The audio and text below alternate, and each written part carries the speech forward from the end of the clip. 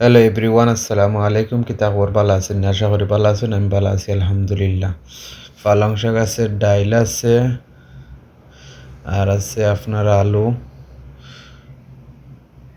Tomato, পেঁয়াজ, রসুন, মরিচ, ধনিয়া পাতা।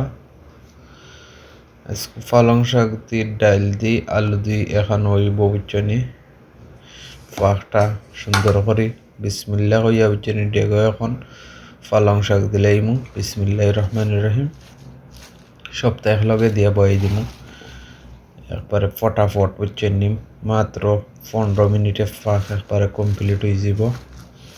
দেখানি পালং শাক দেওয়ার শেষ আমার। এখন আমি ডাইল দিলাম। একবার খাইয়া দেখবা আমলা বুঝছেন, খুবই স্বাদ হয় বুঝছেন, খুব মজা হয় বুঝছেন, সময়ও কম লাগে, প্রচুর স্বাদ হয় প্রচুর। অনেক ডাইলটা ফরে দেন বুঝছেন, আস্তে আস্তে হয় ফরে না, একলগে দিলে ডাইলটা একবারে বুঝছেন শিরা শিরা হয়ে যায়। কাঁচামরিচ দিলাম, আলু দিলাম, সবটা একবারে মিক্স হয়ে যায় একলগে দিলে বুঝছেন, আর সেই স্বাদ লাগে। টমেটো দিলাম, একটা টমেটো দিছি।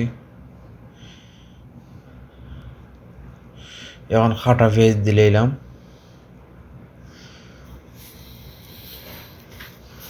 এখন অল্প করে তেল দিলাইমু, না পরে বাগার দিমু। বিসমিল্লাহ হইয়া বয়ে দিলাম। এখন 10 মিনিট জাল হোক দেনে, 10 মিনিট পরে আবার দেখা হবে। ও দেখো কখন বিসমিল্লাহ হইয়া আবার মিক্স মশলা দিলাম 1 চামচ, মরিচ দিলাম 1 চামচ, হলুদ দিলাম আধা চামচ। ও শেষ আমার মশলা দেওয়া। সুন্দর করে লাইটে আবার 5 মিনিটের লেগে গুঁড়াতে রাখবো। দেখানি কত সুন্দর। এখন রসুন দিলাম, বাগার রসুন, রসুন রে আর পেঁয়াজ রে এখন সুন্দর করে বুঝছেনি বাজবো। বাজ দিয়ে বুঝছেনি বাগারটা দিব। বাগার না দিলে মজা লাগতো না, কেরাম হইতো না।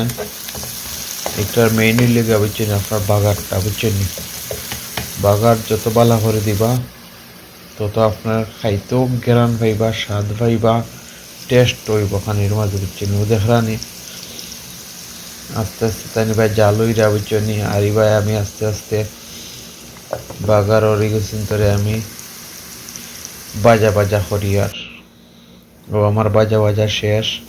এখন বিসমিল্লাহ হইয়া ডালে দিমু ডেগর মাঝে। বিসমিল্লাহির রহমানির রহিম।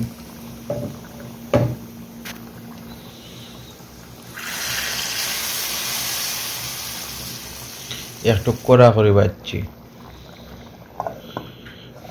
দেখলেন একটু কড়া করে বাচ্ছি। ধনিয়া পাতাও দিলাম। এখন আর 2 মিনিট জাল দিব।